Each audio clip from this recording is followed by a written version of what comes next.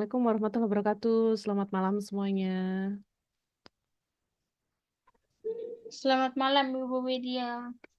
Oke, Waalaikumsalam selamat warahmatullahi malam. wabarakatuh. Selamat malam Bu Widya. Selamat malam Mbak Fitri, Mbak Wiji. Bagaimana kabarnya? Puji Sehat Tuhan Bu. kabar. Alhamdulillah. Alhamdulillah ya. Nah, ini udah ada 11 nih yang sudah bergabung. Oke, baik. Begini teman-teman, karena kebetulan ini Bu Ida kebarengan dengan menguji ya. Jadi jadwalnya ini ternyata berbenturan antara mengajar dan menguji. Jadi kita mulai dulu, kita berdoa bersama, kemudian ada hal yang harus teman-teman lakukan setelah itu. Baik, langsung aja ya. Misalkan mau on cam boleh, atau ada yang berhalangan hadir mungkin masih bekerja juga dipersilahkan. Kita mulai pada malam hari ini. Alangkah baiknya kita berdoa menurut agama dan kepercayaan masing-masing. Berdoa dipersilahkan. Amin ya Rabbal Alamin. Baik, terima kasih. Ngomong-ngomong nih ya, mohon maaf. Jumat lalu saya tidak bisa mendampingi, jadi dibantu oleh Mas Syaldi ya, atau Mas Ical biasanya dikenal dengan nama Mas Ical seperti itu. Nah, kebetulan karena Bu Ida lagi menguji, jadi beliau menitipkan pesan. Mungkin nanti akan bergabung di jam 6.45 sekitar segitu. Sekitar jam 7 kurang 15 lah. Nah, pesannya adalah karena materinya masih menggunakan pertemuan pertama ya, teman-teman ya. Jadi, tadi saya upload ulang di The Learning supaya tidak terjadi miskomunikasi. Sebenarnya itu materi yang saya upload adalah materi pertemuan pertama karena beliau menyampaikan bahwa materinya masih sama. Sehingga yang harus dilakukan pada malam hari ini adalah teman-teman silahkan mengakses The Learning, kemudian membaca materi tentang BKPM. Jadi Bu Ida sempat mengirimkan 2 slide. Yang pertama tentang pendahuluan ya, manajemen investasi. Kemudian yang slide kedua adalah BKPM, Kebijakan Investasi Indonesia.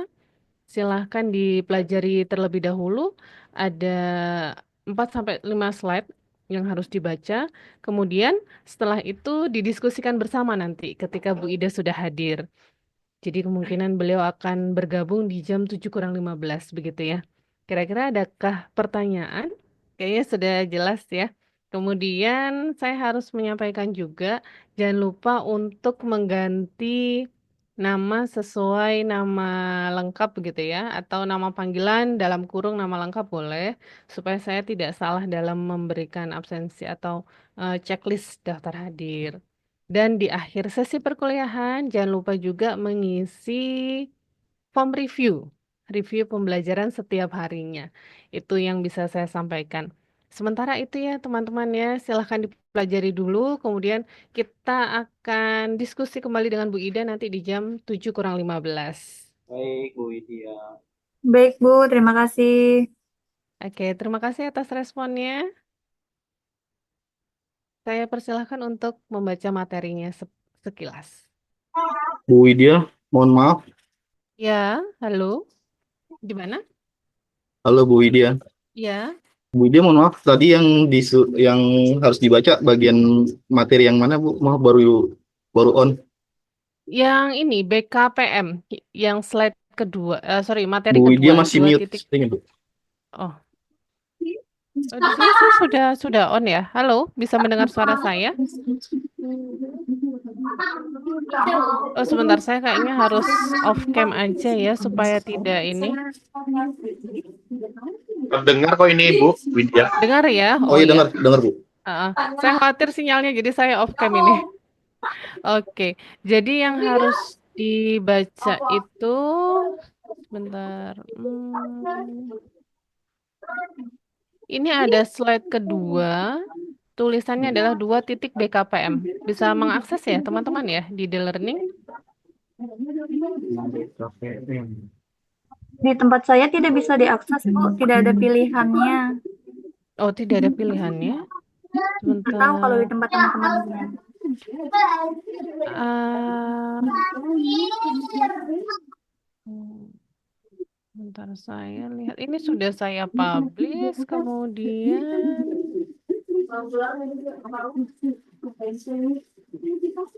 Sudah show download link juga. Coba sih teman-teman itu apakah bisa mengakses materi kedua atau bisa dari ini eh pertemuan pertama ya. Yang di pertemuan pertama itu dan pertemuan ketiga materinya sama. Kalau yang Mm-mm. untuk yang satu Bu, yang satunya itu bisa di-download, tapi yang untuk yang ini nggak bisa, yang B apa nih? BKPM itu ya. Ya, betul Bu, yang BKPM-nya tidak bisa. Yang bisa nih manajemen invest pendahuluan aja. Kalau di HP sama di PC saya. Oh gitu ya. Apakah sama ya teman-teman semuanya ya? Iya Bu Widya, yang di pertemuan 3 nggak bisa di-download, tapi yang di Mm-mm. pertemuan 1 bisa. Oh gitu, ya sudah. Jadi tolong diakses aja di pertemuan 1 ya. Coba saya lihat di pertemuan ketiga ini trouble-nya kenapa begitu ya. Kayaknya saya sama ini. Ketika mengupload dan show download link juga sudah. Jadi alangkah baiknya diakses di pertemuan pertama aja kalau begitu. Yang BKPM, Kebijakan Investasi Indonesia. Jadi tadi Bu Ida berpesan dibaca dulu mungkin 4 sampai 5 slide. Setelah itu akan diskusi bersama seperti biasa. Begitu ya teman-teman ya. Mungkin ada yang masih bingung atau ada yang ditanyakan? Baik Bu Widya, Baik, terima baik Bu Widya, kasih. sudah jelas. Makasih Bu Widya. Oke, sama-sama. Ini saya juga sudah soft reminder ke beliau ya. Karena 7 kurang 15 sekitar segitu. Jadi kita tunggu aja sambil dibaca materinya. Teman-teman, ternyata ini sudah jam 7 lebih 10 ya.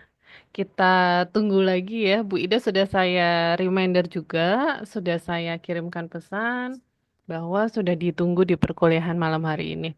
Ditunggu dulu ya, sambil dibaca materi dari beliau. Baik Bu. Terima kasih. Ya, Bu. Teman-teman, sambil menunggu Bu Ida bergabung ya, ini saya konfirmasi dulu untuk kehadirannya. Nah, ini harusnya bulan Desember ya. Ini masih mengacu yang lama. Sekarang tanggal 13 Desember. Minggu lalu itu 6 ya, 6 Desember. Untuk pertemuan kedua nanti saya konfirmasi ulang ke Mas Shaldi ya. Kemudian yang hadir pada malam hari ini ada Bapak, Ibu, Mas, Mbak, Anam Kuswara, Antik, Dani, Farah, Fitriani, Hafifah, Iqbar izin, Kiki hadir, Mahfud hadir, Muhammad Raihan, Yohan, Nabila, Siti Ernawati, Siti Fatimatus, Sulfiani, Wiji Puji, Reza Setiawan, kemudian Aula, Bella, Gangsar, Muhammad Angga, Rizkuna, Tiwi, Via Putri, Rizky Esi, Widya Priska, dan Debbie Avianti. Betul ya? Atau ada yang belum diabsensi di sini? Malam Bu Widya, untuk Iya? saya Dani untuk pertemuan 1 sebenarnya saya masuk Bu, cuman saya open Bu. Dani Bu. Oh, oke. Ya, Di sini saya kok tulisannya izin ya? sama Pak Anom. Oh ya, izinnya off cam, begitu Iya, ya? sama Pak Anom saya izin. Heeh, betul-betul. Karena Lagi ada kalau event terus event. dilihat dari track recordnya tidak mungkin tidak masuk ya, hadir terus kalau Pak Dani ini ya. Baik, terima kasih. Terima kasih Bu Widya. Ya, sama-sama. Ada lagi teman-teman yang mau dikonfirmasi atau sebenarnya hadir, tetapi ternyata di sini belum terchecklist. Sudah ya, sepertinya semuanya. Baik, barusan saya reminder juga Bu Ida mungkin sebentar lagi akan bergabung ya. Kita tunggu saja. Nah ini Bu Ida sudah bergabung bersama kita. Selamat malam Bu Ida. Masih mute Bu. Teman-teman semua, Nah, maaf eh, karena bersamaan tadi sempat hang, nggak bisa. Sementara saya pakai HP, jadi maaf saya nggak bisa share screen karena memang pakai HP. Nah, kebetulan saya juga jadi buka HP 2. Nah, saya buka HP 2 nih karena ada nguci. Jadi mohon maaf teman-teman yang ada gitu ya. Oke, dari apa yang sudah teman-teman baca mungkin ya, di halaman pertama ada tantangan arsitektur investasi. Nah, kira-kira dari halaman awal, Mbak, Mas, kira-kira gimana? Adakah yang perlu ditanyakan gitu ya? Jadi kalau di bagian awal ini ada tantangan arsitektur investasi dan industri di Indonesia. Kemudian ada tantangan perekonomian di tengah pandemi. Ada realisasi investasi semester 1 tahun 2020. Ada kebijakan investasi di Indonesia. Jadi ada beberapa hal. Nah, dari situ barangkali ada yang ingin ditanyakan. Ini beberapa hal yang bisa dibaca gitu ya. Jadi memang ada berkaitan dari kegiatan-kegiatan mulai dari tahun 2012 sampai tahun 2025, Penpres ya, kebijakan-kebijakan penanaman modal, perbaikan iklim penanaman modal, persebaran penanaman modal, pengembangan pangan, infrastruktur dan energi, ya, penanaman modal yang berwawasan lingkungan, green investment, usaha mikro. Jadi pemerintah banyak sekali yang memang dilakukan. Jadi karena Mbak Tini, teman-teman bisa lihat di HP-nya masing-masing mungkin ya, atau di laptop gitu ya, materinya bisa dicek di sana. Kemudian ada roadmap implementasi, itu ada pengembangan penanaman modal, kemudian ada percepatan pembangunan, kemudian pengembangan industri, kemudian ada lagi pengembangan ekonomi, ya. Ini merupakan bagian-bagian dari kultur investasi periode 2012 sampai 2025. Nah, itu adalah bagian-bagian daripada investasi, karena memang kita bicara di investasi. Nah, ada fase-fase di mana fase 1 itu berkisar 2 tahun, fase 2 5 tahun, fase 3 4 sampai 15 tahun, dan fase 4 lebih dari 15 tahun. Jadi investasi berkaitan di sektor pertanian, industri, perdagangan, jasa, gitu ya. Kalau fase yang 2 tahun, 5 tahun itu berkaitan dengan sektor infrastruktur, energi, ya, itu berkaitan di situ. Kemudian yang ketiga itu berkaitan dengan investasi hilirisasi, ya. Kemudian berkaitan dengan petrokimia, industri manufaktur, itu masuk di sana. Fase 4 berkaitan dengan investasi berbasis riset dan inovasi. Jadi ada beberapa bagian, 4 fase yang disampaikan.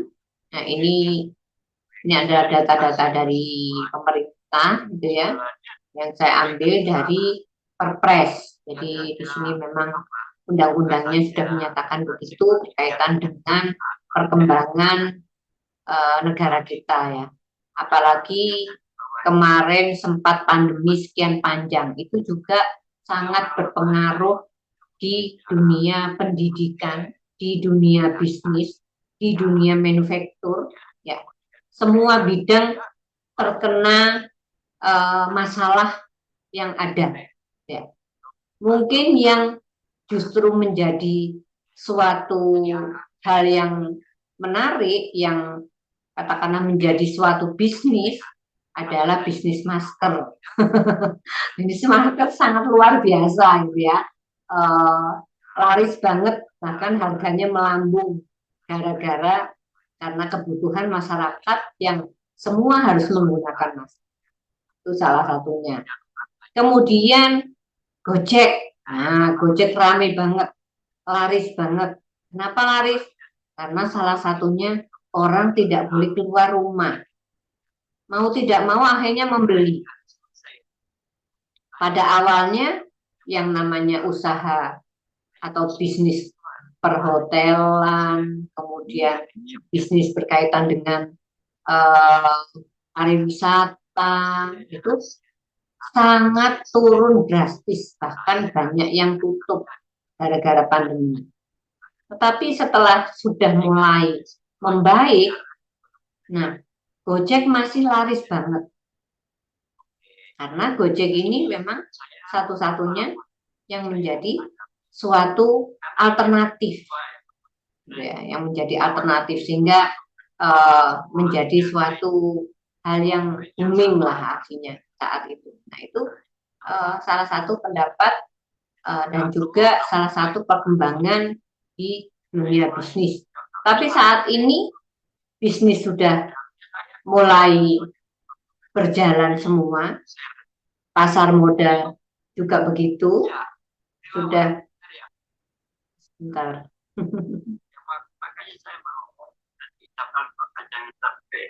Ya, sehingga di sini akan berpengaruh gitu ya. Mohon maaf kalau mungkin ada suara yang masuk di sana karena memang double. Ya. Jadi itu membuat sesuatu yang sangat menarik. Jadi banyak hal. Nah, investasi saat ini pun sudah mulai naik juga. Ya. Tetapi untuk bisnis Gojek mulai agak turun. Karena apa? Masyarakat sudah bebas kemana-mana. Berbisnis kemanapun sudah bisa. Tetapi kita tidak bisa meninggalkan dari cara itu. Kenapa tidak bisa? Karena kita sudah mulai di zona nyaman. Di mana kita enak beli dari rumah, diantar ke rumah, tinggal makan. Ini yang menjadi satu permasalahan sebetulnya. Jadi di satu sisi investasi juga mulai naik, di satu sisi Gojek mulai menurun. Tetapi masyarakat tidak berdiam diri dan langsung berjalan sendiri keluar untuk membeli, tapi mereka juga masih nyaman. Sebentar. Ya, Prof, mohon maaf, Prof. Ya, silakan Pak Teguh. Dilanjut. Enggak apa-apa. Saya sambil ngajar. Oke. Maaf.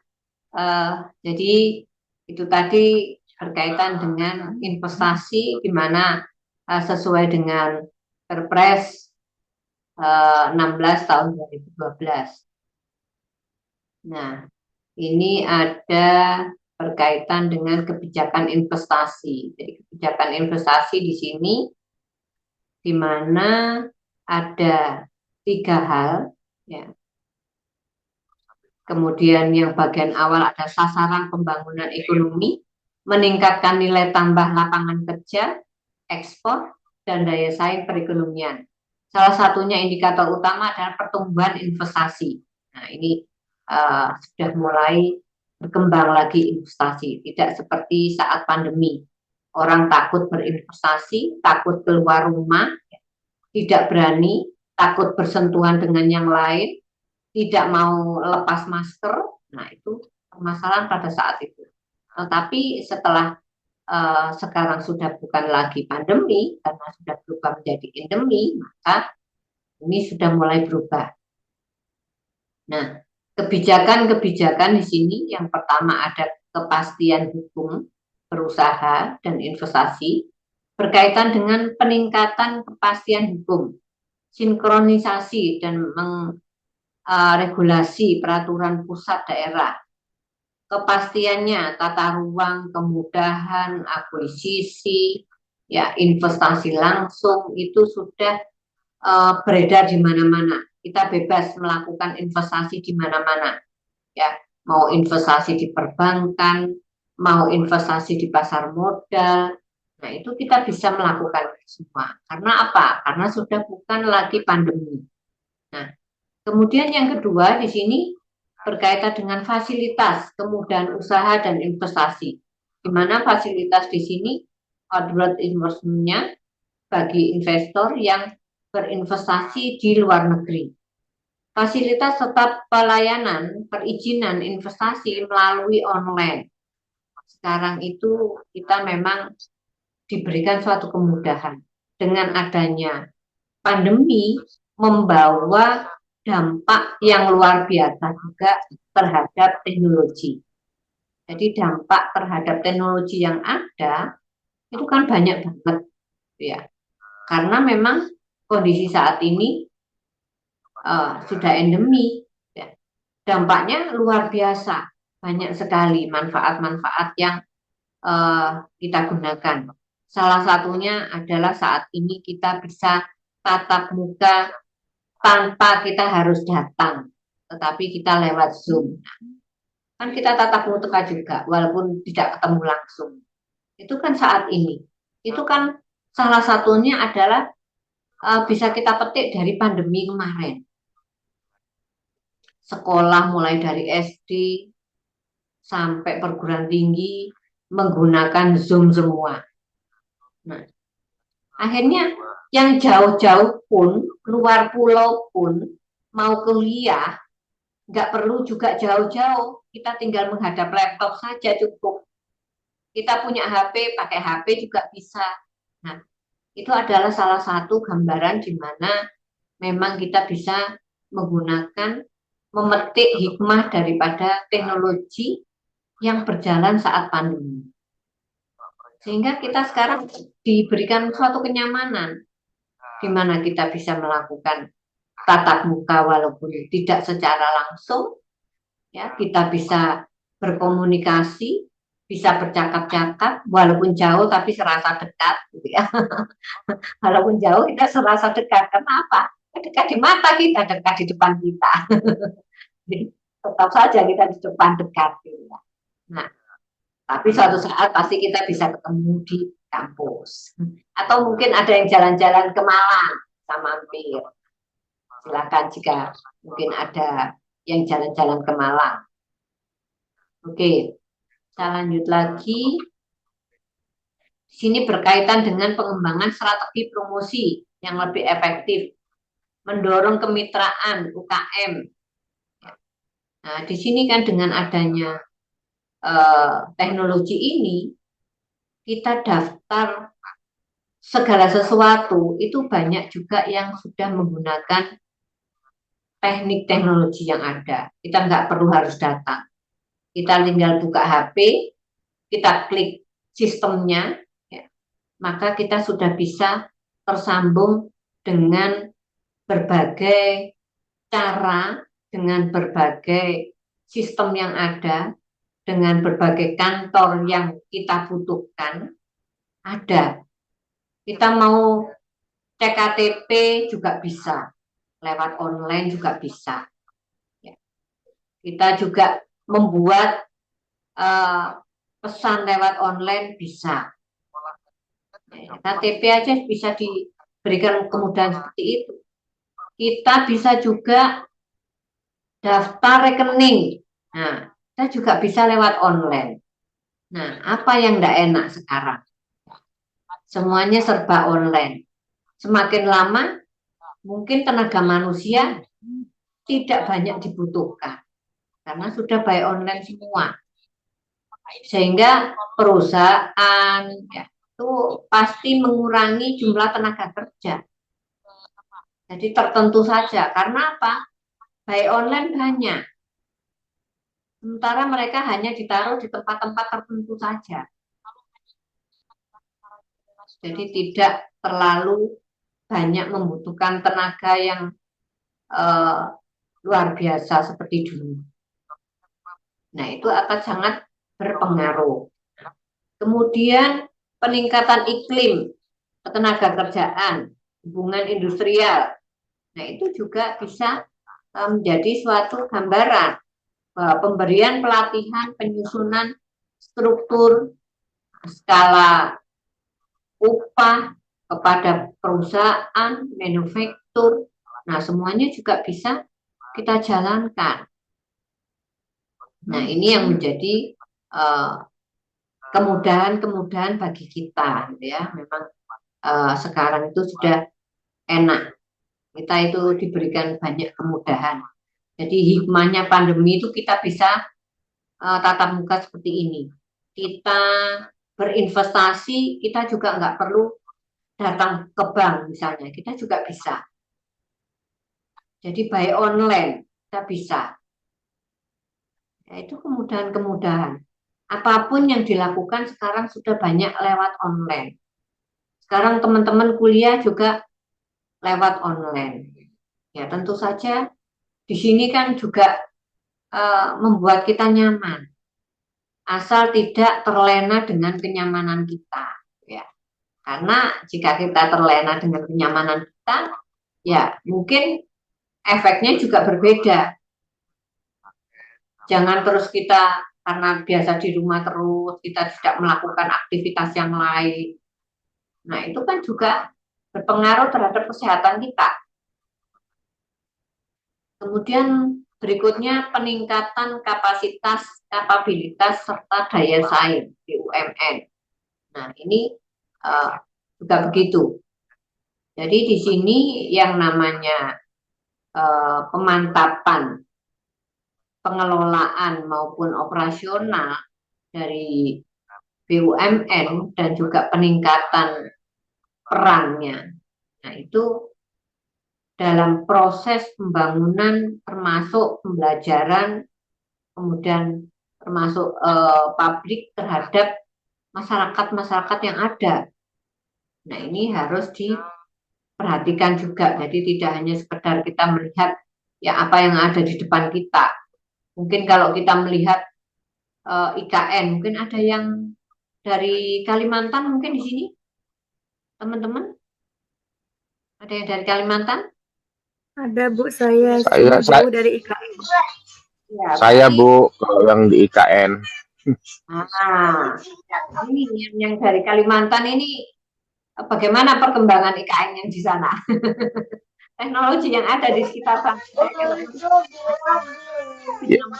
Ya kalau di IKN sekarang ya pembangunan sih Bu, masih fokus di pembangunan. Kalau teknologi sih mungkin dari arah anunya Bu, untuk sektor green energy sih, energi hijau. Jadi banyak kayak penerangan-penerangan tuh menggunakan solar cell gitu sih Bu, kebanyakan. Jadi dia benar-benar zero karbon itu sih Bu. Oke. Ya, mungkin pemerintah memang berusaha untuk arah ke sana ya, supaya mengurangi lah, gitu ya. Setidak-tidaknya mengurangi supaya tidak terlalu polusi ke diri kita, ke manusianya, gitu ya. Ya, saya sempat ke sana, tetapi belum jadi ya. Jalannya aja belum teraspal. Saya ke sana itu masih apa ya istilahnya ya, masih batu-batu kerikil gitu ya, masih karena itu. Nah, kalau sekarang pasti sudah bagus semua, apalagi sudah diresmikan dan presiden sudah keluar masuk di sana gitu ya. Pasti sudah berbeda dengan waktu saya ke sana itu. Ya sebetulnya belum terlalu lama ya, belum ada 1 tahun nggak salah. Tapi itu juga sudah luar biasa perkembangannya sampai saat ini ya.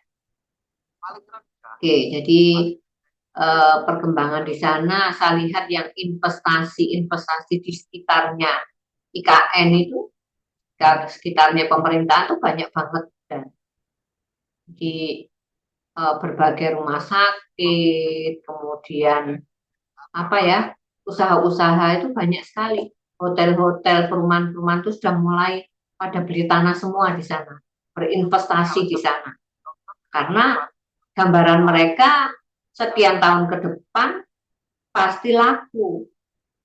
Yang namanya rumah pasti laku, yang namanya hotel pasti laku. Karena memang dibutuhkan, karena pemerintahan yang ada saat ini kan belum semuanya juga 100% di sana. Nah, kalau sudah di sana berjalan normal, kemungkinan besar yang ada di Jakarta mungkin seminggu sekali pulang misalnya. Di sana mungkin cari rumah daripada tidur di hotel, habisnya banyak misalnya. Nah, itu pembisnis-pembisnis itu pasti sudah memiliki investasi semua di sana. Bahkan saya tanya namanya harga tanah itu sudah melambung di sana. Sangat luar biasa harganya sudah. Nah, itu perkembangan yang ada saat ini dengan adanya IKN di sana adalah penyebaran dari berbagai kegiatan yang ada, mengurangi kepadatan di Jakarta, mengalihkan kepadatan di Kalimantan. Kan begitu jadinya. Investasi di sana semakin banyak karena kondisi masyarakat di sekitarnya pada jual tanah dengan harga mahal. Kemudian masyarakat yang jauh pada beli tanah di sana, berinvestasi, membangun berbagai macam usaha di sana. Investasi yang besar juga, luar biasa gitu yang ada di sana. Oke, ini sasaran strategis dan indikator kinerja Renstra. Oke, nah ini berapa bagian? Ya, kalau ini perhitungan-perhitungan ya berkaitan dengan berbagai nilai realisasi penanaman modal. Jadi ini per tahun mulai tahun 2019 sampai 2024 gitu ya. Jumlahnya sekian ribu per masing-masing nilai realisasi penanaman modal gitu ya. Kemudian nilai realisasi penanaman modal sektor sekunder, sebaran penanaman modal berkualitas di luar Jawa, investasi, termasuk UMKM. Jadi semuanya akan berjalan seperti ini, peningkatan kepercayaan ya pelaku usaha, penanaman modal seperti tadi yang saya sampaikan dengan berbagai macam kegiatan yang ada pasti akan mempengaruhi hal-hal dari lingkungan sekitar. Kemudian lagi ini berkaitan dengan pendapatan negara hasil dari penerimaan pajak. Ya, ada peningkatan investasi, kemudian peningkatan penerimaan pajak. Nah, ini pasti akan berpengaruh. Pajak di pemerintahan, terutama di Kalimantan dengan adanya IKN di sana, pasti akan meningkat. Di perkembangannya pasti meningkat dengan adanya IKN di sana. Nah, banyak hal yang bisa dipetik dari adanya IKN di sana. Walaupun berdirinya dulu ya pro kontra antara iya dan tidak. Ada yang setuju dan ada yang tidak. Bahkan banyak yang menentang juga. Itu kan menjadi satu hal yang mungkin suatu saat sebetulnya juga akan menguntungkan. Nah, jadi pasti sudah dipikirkan plus minusnya, baik buruknya. Nah, itu pasti sudah dipertimbangkan dengan adanya perluasan daerah. Ya, kemudian sini contohnya investasi pada sektor manufaktur, di mana hal tersebut membuka lapangan pekerjaan, meningkatkan ekspor dan memberikan nilai tambah, ya, nilai tambah terhadap barang, di mana di sini akan ada perubahan-perubahan di sistem ekonomi. Investasi mendorong terciptanya lapangan kerja, ya. Berdirinya perusahaan manufaktur juga akan meningkatkan tenaga kerja.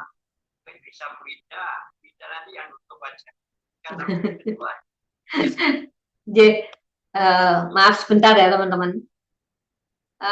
Baik, Ibu Dr. Widi tadi sudah menyampaikan.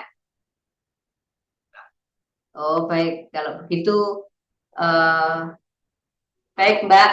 Jadi pada sesi akhir pertemuan kita, ya saya ucapkan juga selamat kepada Mbak Forman, di mana sudah menyelesaikan materi dan sudah mempertanggungjawabkan hasil tesis, gitu ya. Walaupun masih ada di sana sini yang perlu diperbaiki, itu wajar, gitu ya. Tapi setidak-tidaknya lega, gitu ya, karena permasalahannya sudah selesai.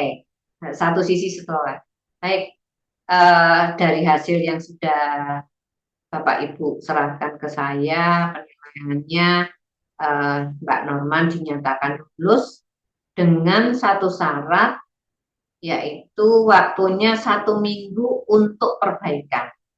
Jangan lama-lama. Jadi tolong nanti menghubungi Bapak Ibu dosen biar revisinya cepat diterima sehingga cepat bisa menyelesaikan, gitu ya. Di WA saja, nanti saya juga mungkin silakan di WA, nanti akan saya kirimkan materi yang sudah saya revisi, gitu ya, biar segera nanti diperbaiki. Mungkin itu selamat saya ucapkan kepada Mbak Forman, juga Prof. Terima kasih sudah hadir, Bu Widi terima kasih sudah hadir, Pak Teguh juga. Mudah-mudahan kita diberikan kesehatan supaya bisa ketemu kembali. Masih ada yang ingin disampaikan, Bu Widi? Terima kasih. Ya, ini masih ya, maaf ya.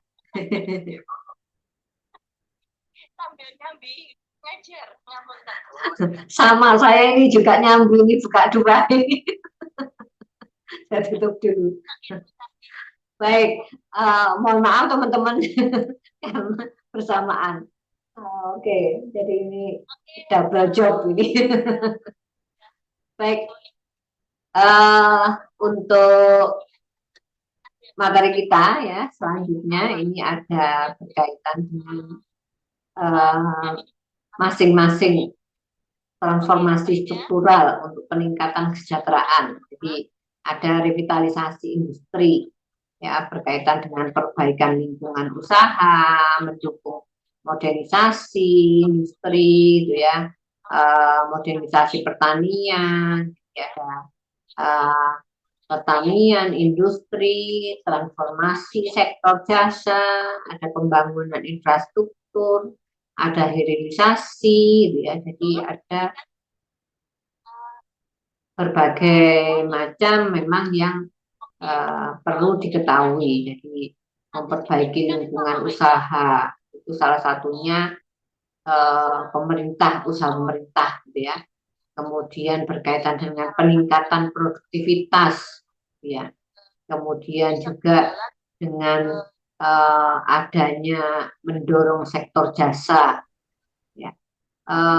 Pemerintah juga mendorong berkaitan dengan koperasi, gitu ya. Jadi koperasi itu akan menyangkut dengan berbagai macam sektor bisnis, usaha, UKM, UMKM yang skala kecil supaya bisa berkembang tidak hanya di lingkungan sekitarnya, tapi bisa mencapai ke mancanegara. Jadi intinya pengennya begitu. Nah, tetapi di negara kita tidak semuanya bisa, ya. Artinya hanya beberapa tertentu saja gitu, yang bisa melakukan, gitu ya. Jadi tidak semuanya, masih banyak yang ketinggalan.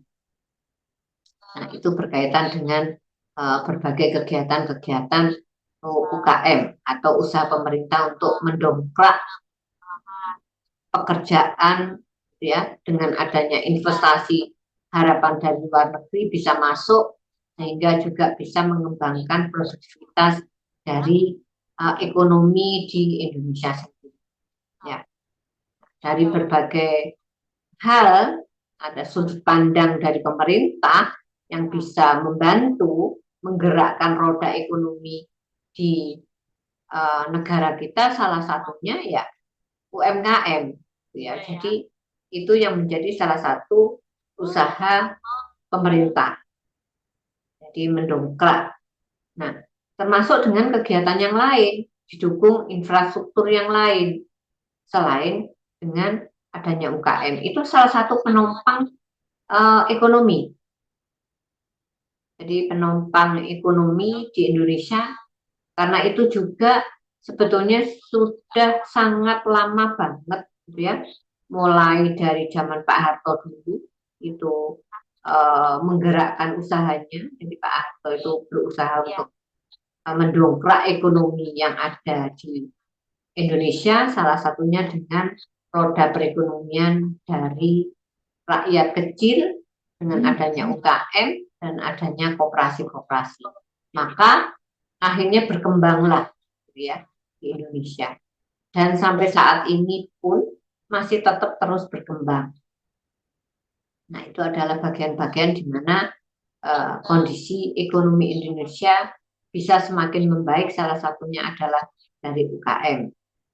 Kemudian di sini ada juga berkaitan hilirisasi, itu ya pertambangan. Pertambangan di mana di sini peningkatan dari nilai tambah dari pertambangan yang mendukung pengembangan industri, terutama di daerah Kalimantan, ya. Ini yang sangat luar biasa, tambangnya macam-macam, gitu ya. Bukan hanya minyak saja di sana, tapi ada batu bara juga yang di sana yang besar, ya. Mungkin kalau kita ke Jawa Timur, di Banyuwangi ada tambang emas. Nah, gunung emas, itulah kayanya Indonesia, ya.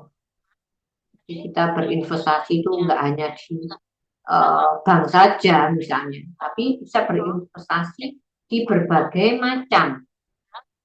Jadi tidak hanya itu saja, kita berbagai macam tempat investasi yang bisa kita gunakan untuk melakukan kegiatan-kegiatan yang selama ini bisa berjalan. Nah, mungkin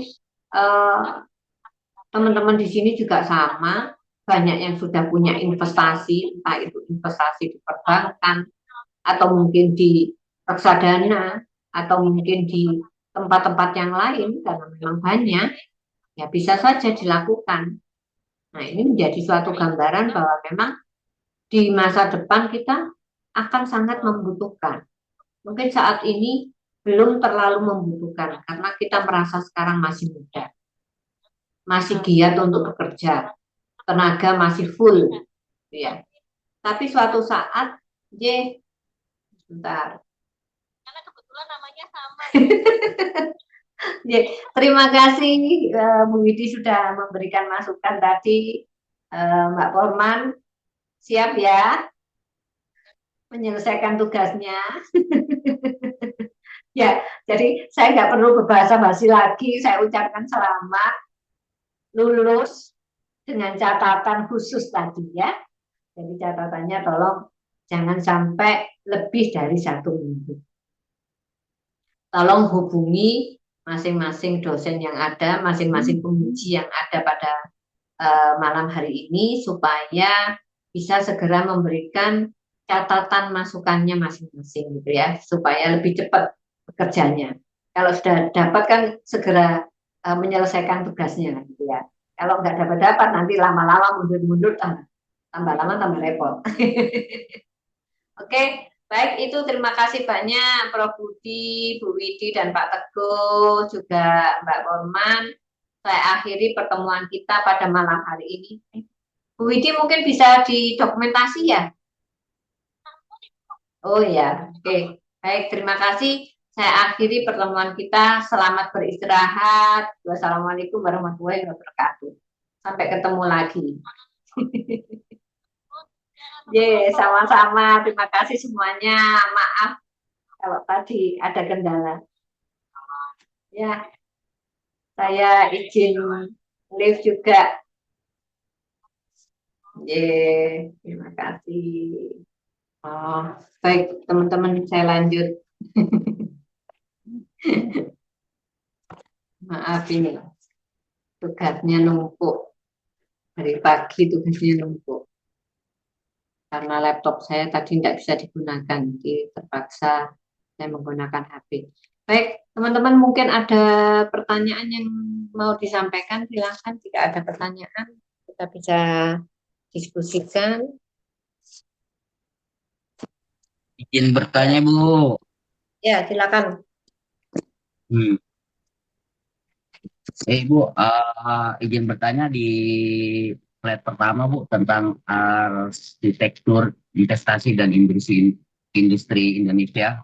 Di sini tadi kan ada menerangkan dalam slide ada 4 fase ya, Bu ya. Ya, Ada 4 fase itu, yang mana pemerintah akan memprioritaskan pembangunan ekonomi atau pembangunan infrastruktur untuk meningkatkan kesejahteraan masyarakat dan mendorong pertumbuhan ekonomi yang berkelanjutan. Dan apakah dari keempat fase tersebut ada langkah-langkah prioritas yang dilakukan oleh pemerintah, Bu?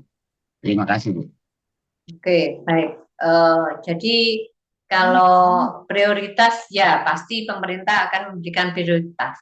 Terutama kalau saat ini yang berjalan itu adalah berkaitan dengan UMKM.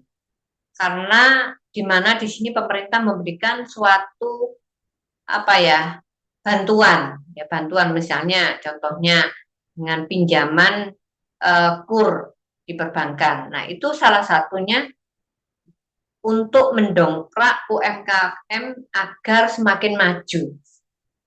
Yang kurang modal bisa pinjam dengan bunga yang murah. Ya, mungkin ada yang pernah pinjam ya, karena murah sekali. Biayanya, bunganya per tahun itu hanya 6-7%. Bahkan tempo hari sempat turun lagi. Nah, itu adalah gambaran mana bantuan dari pemerintah supaya bisa bermanfaat untuk dunia usaha, terutama UKM, karena di sini dianggap modalnya kurang cukup, sehingga diberikan suatu pinjaman dengan bunga yang murah. Kalau kita mau pinjam ke perbankan dengan menggunakan sistem yang lain gitu ya, itu bunganya kan tinggi, bisa sampai 9%, bahkan lebih. Nah, kan selisihnya jauh. Kalau kita itu pinjam dalam jumlah yang besar, walaupun selisih 3% tuh sangat tinggi banget sudah. Nah, itu adalah salah satu gambaran usaha pemerintah untuk mendongkrak ekonomi. Jadi roda ekonomi ini biar semakin maju, berjalan dengan lancar, terutama di situ. Walaupun tidak mengabaikan dengan usaha-usaha yang lain. Artinya prioritas pemerintah yang satu harus berjalan, tapi yang lain pun juga tetap harus berjalan. Infrastruktur harus berjalan ya, berkaitan dengan teknologinya juga tetap berjalan. Kemudian berkaitan dengan adanya tambang juga berjalan. Kalau tadi yang sudah tahu IKN atau yang berada di sana ya bisa tengoklah kiri kanannya IKN gitu ya, batu bara yang sebegitu banyaknya gitu ya, menggunung dan yang sudah diambil gitu ya, tambangnya. Nah, itu kan juga sesuatu yang merupakan suatu penggerak juga. Karena memang juga batu bara dibutuhkan untuk industri-industri yang ada.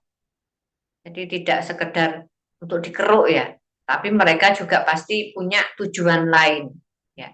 Nah, itu gambaran-gambarannya. Sehingga di sini usaha mikro itu bisa berjalan.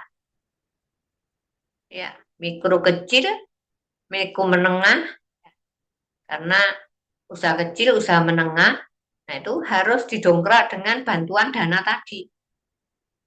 Bahkan kalau sekarang pemerintah saat ini mungkin berbeda.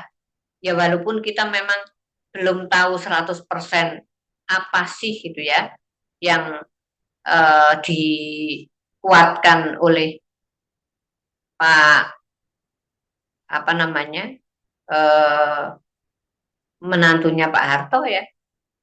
Nah, walaupun sekarang mungkin kondisinya entah posisinya sudah kembali lagi dengan istrinya atau tidak. Nah, tapi di luar itu ya kan dukungan dari luar juga sangat luar biasa.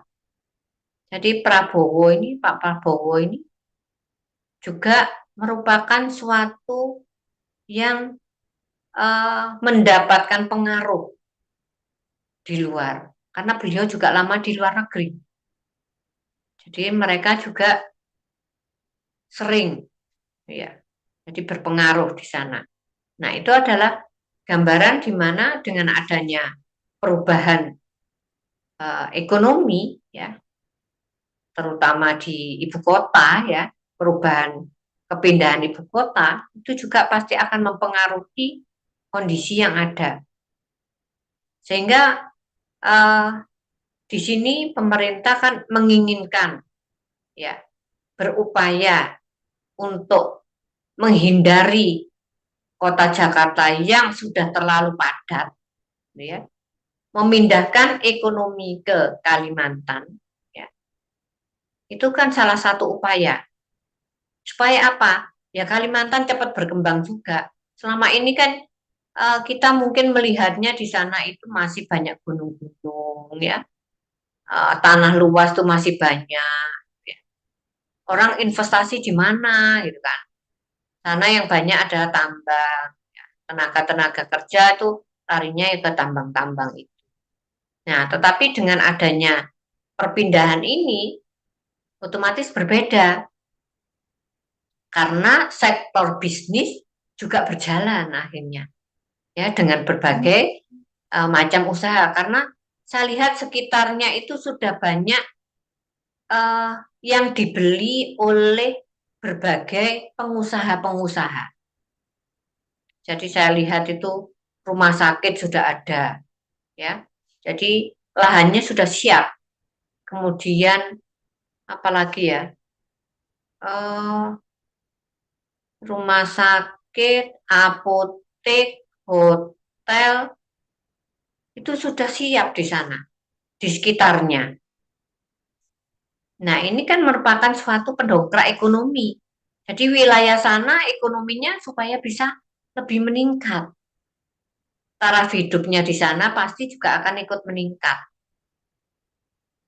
Kalau dulu, ya katakanlah 10-15 tahun yang lalu, yang namanya Kalimantan itu ya, kita ekonominya membeli sesuatu yang mahal banget gitu ya. Sayur satu ikat aja sudah puluhan ribu, itu dulu. Tapi sekarang kan tidak. Sekarang sudah tidak terlalu jauh beda dengan di Malang. Nah, kalau di Malang mungkin satu ikat ya, katakanlah sayur masih 2.000, 3.000 maksimal. Tapi kalau di sana ya masih di atasnya lah. Tetapi kan sudah tidak semahal dulu. Dulu yang namanya sayur seledri itu ya, yang biasa dipakai untuk sayur sop itu ya.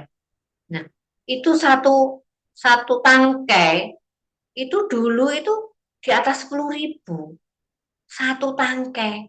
Padahal kalau di sini 10.000, oh dapat satu ikat.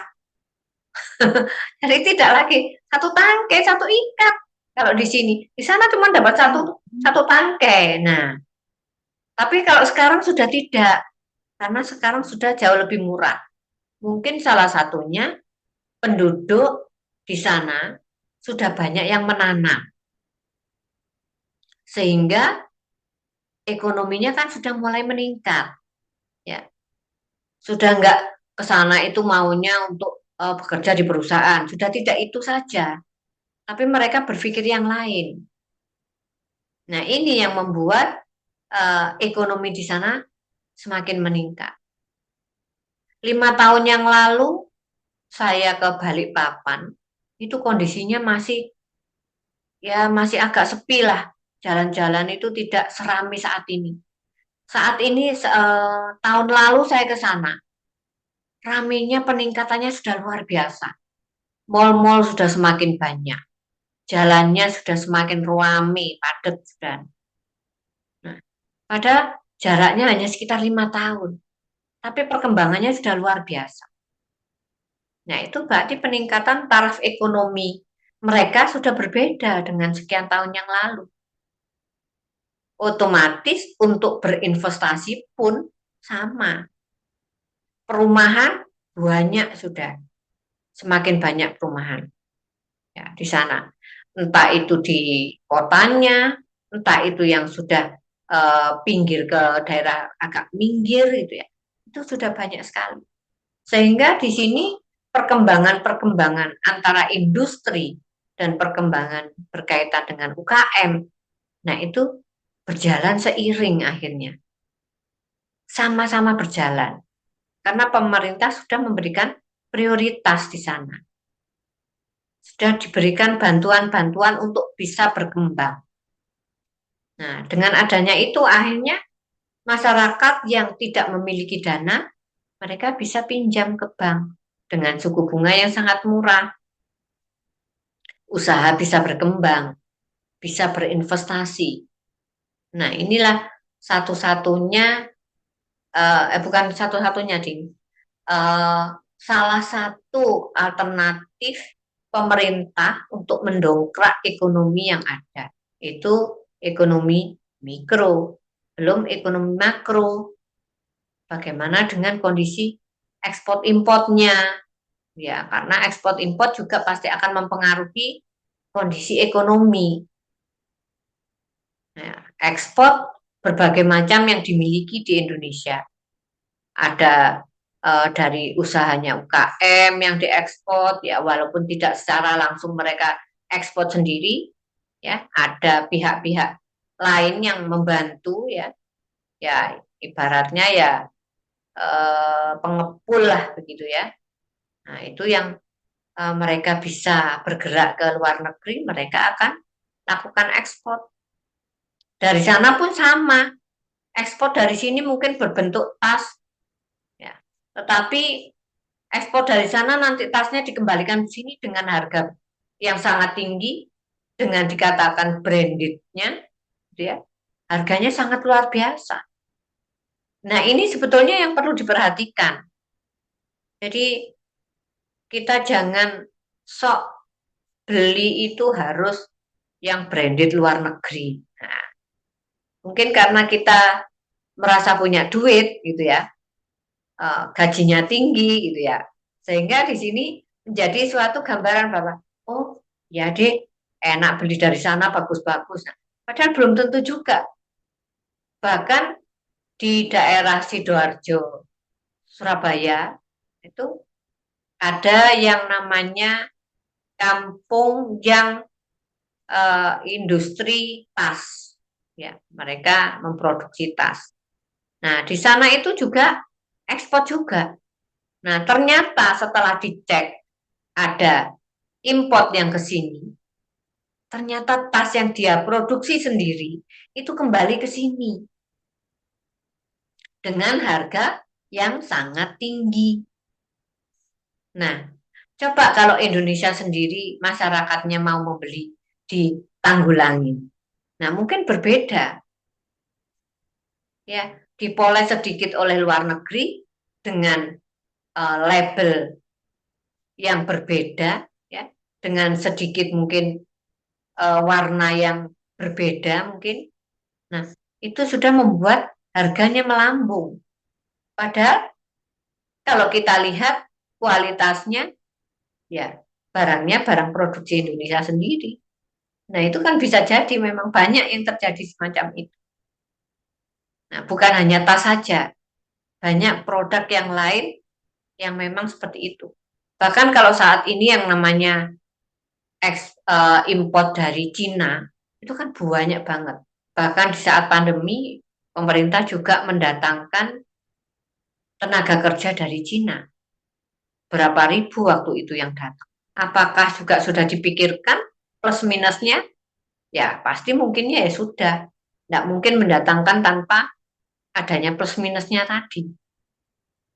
Kalau kita membeli produk di luaran, kan banyak sekali produk luar dari Cina, ya, dari Korea, itu banyak sekali produk-produk berbagai macam produk mulai eh, alat-alat rumah tangga, kecantikan, itu kan banyak banget, ya, banyak macam. Dan harganya pun terjangkau buat kita, harganya nggak terlalu mahal, bahkan ada yang murah. Nah, itu kenyataan yang ada. Nah, dengan adanya itu, maka di sini sebetulnya juga meningkatkan taraf ekonomi kita. Ya, mereka yang tidak memproduksi, mereka ya ibaratnya kulaan lah, kulaan nang Cino membeli barang-barang sana dijual di sini. Nah, walaupun tidak secara langsung membelinya, by order, ya, ada perantara khusus yang di sana nanti tinggal kirim ke sini dengan jumlah yang besar, kemudian dibagi ke distributor, kemudian ke retail-retail. Nah, itu merupakan suatu gambaran ya daripada berbagai usaha pemerintah ya, dari fase-fase yang ada ini, dari terutama usaha mikro ya, itu sangat membantu sekali. Mungkin itu masih ada yang ingin ditanyakan? Terima kasih Bu Ida penjelasannya. Nah, Pak Kiki, terima kasih. Ya, tapi saya juga minta maaf, tadi banyak terkendala hari ini karena bersamaan tadi saya harus handle dua bersamaan jamnya. Jadi mohon maaf karena saat ini lagi padatnya ujian, ya, sehingga ya terpaksa harus double tadi. Karena tadi pagi juga seperti itu, siang tadi juga seperti itu juga, ya. Hanya saja tadi karena offline, jadi ada di kampus. Nah, sementara sekarang dua-duanya online. Jadi saya harus noleh kiri dan noleh kanan. Ya, karena memang Bu, semangat ya Bu. ya, terima kasih. Teman-teman, mohon maaf nih, charger saya hampir habis. Jadi nanti kalau mati sendiri, berarti habis cas saya gitu ya. Saya belum bisa ngecas lagi. Nah, kita sambil ngobrol aja nggak apa-apa. Mungkin ada yang ingin ditanyakan lagi, silakan. Saya Bu belum Ida sempat. izin bertanya. Izin, ya. Ya udah, siapa duluan nih yang bertanya? Wiji duluan ya Mbak, nggak apa-apa. Ya, boleh silakan. Ayo rebutan, ayo. Menarik membahas investasi. Ya, benar. Betul. Ayo gasken. Silakan. Bu Ida izin bertanya. Tadi Silakan. mengenai BKPM ya Bu. Tadi kan ada 4 ya Bu di dalam ini PPT-nya. Cuma pertanyaan saya, sektor yang paling potensial untuk menarik investasi di Indonesia, kalau menurut BKPM itu apa Bu? Mohon dijelaskan ya Bu. Terima kasih. Baik, jadi kalau apa namanya di pemerintahan itu ya, memang banyak sektor ya. Terutama kalau dari sisi pemerintahan ya, tadi sudah saya sampaikan berkaitan dengan UKM tadi yang utama. Tapi kalau dari sini karena memang di sini fasenya ada 4 hal, di mana di sini pemerintah juga harus memberikan fasilitas ya. Jadi RUPN-nya di mana di sini tadi sempat ditanyakan Pak Kiki juga. Jadi usaha mikro itu terutama diutamakan gitu ya, karena memang saat ini sudah diberikan modal, bantuan modal dari pemerintah lewat perbankan dengan dana kur. Nah, itu yang utama, yang pertama. Kemudian manufaktur itu juga banyak bantuan yang di sana untuk mendongkrak ekonomi Indonesia dengan adanya pandemi kemarin ya, yang melumpuhkan semua kegiatan yang ada, maka saat inilah pemerintah mulai mendongkrak ekonomi Indonesia supaya lebih maju, supaya lebih membaik ekonominya dari berbagai sektor, itu memang sama-sama didongkrak. Ya, artinya masing-masing pasti gitu ya. Dari investasi juga begitu. Jadi investasi saat ini yang ditawarkan banyak dari perbankan maupun dari industri-industri yang lain. Ya, banyak sekali yang ditawarkan. UKM tadi yang utama, ya, yang pertama, kemudian berkaitan dengan lingkungan yang green investment itu juga saat ini termasuk apa itu low carbon, ya itu juga utama bagi pemerintah saat ini. Jadi untuk menanggulangi berbagai hal dan pengaruh berkaitan dengan kesehatan kita, berpengaruh dengan industri-industri yang ada. Jadi supaya kita tetap sehat, gitu ya. Artinya industri juga harus mengurangi kegiatan-kegiatan yang mempengaruhi kondisi kesehatan. Jadi itu terutama. Sehingga kita dianggap sehat terus, gitu ya, berupaya untuk itu, bisa bekerja sama, bisa menaikkan taraf hidup dengan adanya UKM atau ekonomi mikro, ya. Kemudian wilayah ya yang hijau, gitu ya, untuk membantu kesehatan kita, ya, termasuk karena di situ ada oksigen yang ada di tanaman hijau-hijauan akan mempengaruhi segala kegiatan. Nah, itu yang menjadi prioritas buat pemerintah supaya kita juga tetap sehat dan kita tetap bisa maju ke depan.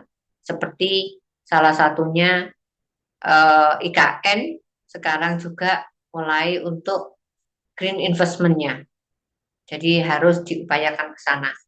Maka penanaman di daerah sana juga sudah saya lihat, walaupun lihat dari TV ya, tapi saya lihat sudah penghijauannya sudah luar biasa, ya, sudah mulai berkembang.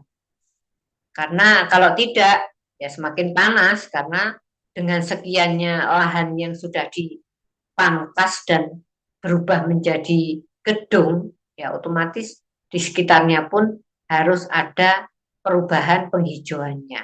Jadi tetap bisa sehat warganya. Oke, mungkin itu Mbak Wiji. Tadi ada Mbak Erna ya? Baik, Bu. Ya, Terima Bu. kasih. Mbak Erna, Ya. monggo lanjut. Oke. Bu, terkait investasi ramah lingkungan, saya pernah dengar soalnya kata-kata investasi ramah lingkungan.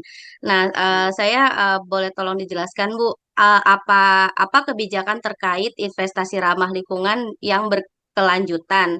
Apakah ada pembatasannya, Bu, untuk investasi ramah lingkungan itu? Mohon dijelaskan ya, Bu. Terima kasih. Baik. Artinya kalau ramah lingkungan itu ya pastinya ada hal-hal tertentu yang berkaitan dengan investasi tersebut. Jadi supaya tidak mengganggu kondisi ekonomi yang lain. Artinya kalau kita berinvestasi, ya jangan duit ngutang bu investasi, misalnya salah satunya. Nah itu kan bahaya. Bahayanya apa? Ya mungkin nanti kalau investasi itu berjalan dengan lancar, kalau tidak, nah bisa juga menjadi tidak ramah lingkungannya jadinya. Nah, itu salah satunya. Jadi memang penekanan itu harus diperhatikan. Jadi ramah lingkungan itu tidak hanya sekedar maksudnya adalah dengan orang-orang di sekitarnya, tidak, tetapi bagaimana dan apa yang dilakukan.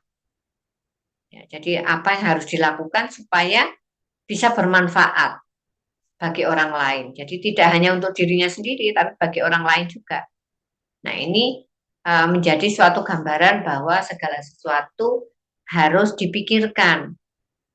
Tadi saya katakan ada karbonnya. Nah, sekarang kan lagi digiat-giatnya disampaikan berkaitan dengan investasi yang low karbon, misalnya investasi greenfield, investasi green investment, nah berbagai macam itulah jadi suatu gambaran. Nah, untuk menopang ekonomi di masyarakat kita di Indonesia, gitu ya, karena Indonesia ini masih banyak tanah yang luas terutama di luar Jawa. Karena kalau di Jawa itu sangat padat banget, gitu ya.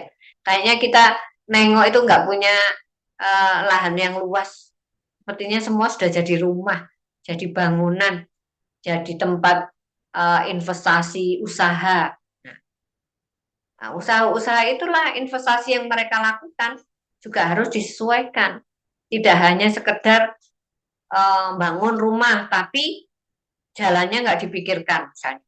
Atau parit-paritnya tidak dipikirkan. Nah, ini kan tidak lagi menjadi greenfield, ya. Kan ini yang mengganggu malahan. Tapi kalau saluran-salurannya diperhatikan, ya, kelancarannya, jangan sampai nanti hujan itu menjadi banjir. Nah, itu kan salah satu upaya. Jadi developer itu jangan asal membangun, tapi harus berpikir juga. Salurannya harus diperhatikan. Jangan sampai nanti kalau hujan banjir. Kalau hujan banjir, akhirnya mungkin banyak sekali permasalahan yang akan timbul. Ya, dengan banjirnya itu kan banyak sekali masalah yang timbul. Masalah yang timbul bukan hanya sekedar di lingkungan perumahan tersebut misalnya, tetapi imbasnya ke semuanya. Ya, kadang-kadang orang itu tidak artinya tidak merasa salah dengan apa yang dilakukan. Ya, kadang-kadang saya lihat di jalan-jalan itu yang namanya parit yang sudah diperbaiki pemerintah, ya, sudah dirapikan dengan beton-beton yang ada. Kemudian kalau ada lubang sedikit, kotorannya dimasukkan di sana. Disapu dari rumah, dibuang di situ. Nah, itu sebetulnya kan menjadi gangguan sebetulnya. Secara tidak sadar, yang membuat got tadi atau parit tadi menjadi tidak lancar. Karena kotorannya tadi menyumbat sehingga banjirlah di sekitar situ. Jadi yang salah sebetulnya bukan lagi pemerintahnya, warganya yang kurang bisa. Artinya warga kan harus membantu proyeknya pemerintah ini berjalan dengan lancar. Dengan jalan apa? Ya, jangan buang sampah sembarangan. Jangan sampah kok disapu dimasukkan parit. Ya paritnya kalau sudah tertutup, kemudian air tidak bisa mengalir, ya mau nggak mau meluap menjadi banjir. Nah, ini kan menjadi tidak sehat. Nah, inilah yang menjadi hal-hal yang memang harus diperhatikan, ya. Jadi jangan sampai terjadi hal yang tidak diinginkan. Oke, mungkin begitu, Mbak Erna. Ya Bu, berarti persyaratan analisis dampak lingkungannya memang harus diketat juga ya Bu ya, Iya, supaya menciptakan lingkungan yang seimbang berarti ya Bu. betul. Jadi tidak hanya sekedar kita eh, beli rumah di tempat yang elit, misalnya belum tentu juga yang elit itu saluran baik. Kalau developernya tidak mempertimbangkan itu, nah itu juga nggak akan bisa menjadi suatu masalah nantinya. Kenapa ada jurusan tata kota? Nah, tata kota itu salah satu tugasnya itu. Jadi mereka harus mengatur bagaimana sih kota ini supaya tetap lingkungannya bersih, bagaimana sih kota ini supaya tetap hijau, gitu ya. Bagaimana sih karbon yang dihasilkan dari hijau-hijauan daun ini tidak habis, tidak punah, sehingga udara yang kita hirup itu tetap sehat. Kan di dalam daun-daun itu kan ada karbon dioksida yang membantu pernapasan kita sebetulnya. Mungkin kita tidak menyadari itu. karena kita tidak mempelajarinya. Tetapi kalau dipikirkan dari sana, itu sangat membantu banget penghijauan yang ada di sekitar kita. Ya, jadi rumah-rumah kita itu jangan dibiarkan tanpa ada tanaman. Justru tanaman hijau-hijau itu yang bagus. Karena di situ adalah ada zat-zat oksigen yang ada di situ, yang kita hirup. Coba teman-teman kalau ke daerah pegunungan. Nah, rasanya di sana kan nyaman, sejuk, udara itu rasanya segar gitu. Tapi kalau kita sudah masuk ke perkotaan, pikiran kita lain, bisingnya lah, ya, yang lingkungannya tidak ramah lah, banyak macam. Nah, ini yang menjadi suatu gambaran bahwa segala sesuatu memang harus ditata dengan baik. Supaya kotanya rapi, supaya kotanya juga tertata dengan baik, pertokoannya, rumah-rumahnya. Nah, itu berjalan dengan bagus, ya otomatis kita juga harus ikut menjaga kebersihan lingkungan. Nah, itu yang penting, karena kalau membangun mungkin mudah, tapi menjaga itu susah. Menjaga itu lebih susah daripada membangun. Nah, ini yang harus dipertahankan. Kalau sudah dibangun ya harus dipertahankan supaya tetap terjaga. Tuh. Baik, mungkin itu yang saya bisa berikan di malam hari ini. Kita akan sambung di minggu depan. Minggu depan, oh libur ya? Belum. Minggu depan apa pas libur? Belum ya, belum libur ya? Belum libur sepertinya Bu Ida. Belum. Liburnya nanti mulai tanggal 25. 25 itu minggu berikutnya ya masih ya? Betul. Minggu Oke. depan ini masih tanggal 20, Bu. Tanggal 20, oke, masih ketemu Iya. sekali lagi. Baik, eh, teman-teman, saya akhiri pertemuan kita pada malam hari ini. Sampai ketemu di minggu depan. Mudah-mudahan kita tetap diberikan kesehatan, diberikan kelancaran dalam usaha kita, juga kelancaran dalam perkuliahan teman-teman yang ada, sehingga biar cepat lulus, ya kuliahnya lancar, nilainya bagus-bagus semua. Nah, menjadi suatu harapan. Amin. Harapannya mahasiswa Amin. begitu Bu, langsung lulus tepat waktu. Apa yang sudah saya lakukan hari ini mungkin kurang enak di teman-teman semua karena tadi memang ada barengan gitu ya, sehingga sedikit terganggu waktunya gitu ya. Saya juga minta maaf terkait dengan itu. Saya kembalikan lagi kepada Bu Widya. Silakan Ibu. Terima kasih Bu Ida. Begitu ya teman-teman ya. Kalau ngomongin masalah investasi ini nggak ada habisnya ya Bu Ida ya. Panjang sekali. Karena kalau bisa investasi sejak dini gitu ya Bu ya. Betul, kalau bisa investasi sejak dini itu lebih bagus. Jadi Iya, nanti ya. masa kita sudah pensiun, kita punya dana simpanan, nggak perlu kerja, Nah, uangnya berjalan. betul. Iya, iya. Nah, baik itu teman-teman. Apakah masih ada yang mau ditanyakan atau konfirmasi? Mumpung ada Bu Ida masih di sini. Ya, ini tinggal matinya saja ini HP-nya sudah. Oh gitu, Karena baik-baik. Ya, casnya habis. baik. Kita tutup dengan Halo Bu doa ya. Widya, Bu. Iya, iya, Mbak Erna. Ini minggu depan hari Jumat untuk yang teman-teman dari Mentari izin Bu, karena Oh, kita ada baik. outing kantor 3 hari soalnya Bu.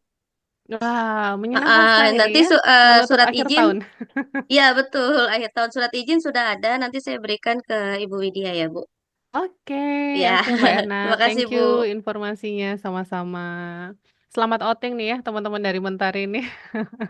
Baik, itu untuk pertemuan malam hari ini ya teman-teman ya. Karena kita membukanya dengan doa, langkah baiknya kita tutup juga dengan doa, berdoa menurut agama dan kepercayaan masing-masing, dipersilahkan. Amin ya robbal alamin. Baik, Terima kasih atas kebersamaan teman-teman semuanya. Terima kasih Bu Ida sudah memberikan dan sharing materi pada malam hari ini. Saya akhiri perkuliahan pada malam hari ini. Terima kasih. Wassalamualaikum warahmatullahi wabarakatuh. Waalaikumsalam warahmatullahi wabarakatuh. Terima kasih Bu Ida. Terima kasih Bu Terima Ida, kasih terima kasih Bu Daniel. Kusya. Terima kasih Bu Ida. Semangat Bu Ida. Terima kasih Bu Ida. Terima Salam kasih Bu Bu. Widya. Assalamualaikum. Sama-sama. Selamat istirahat semuanya.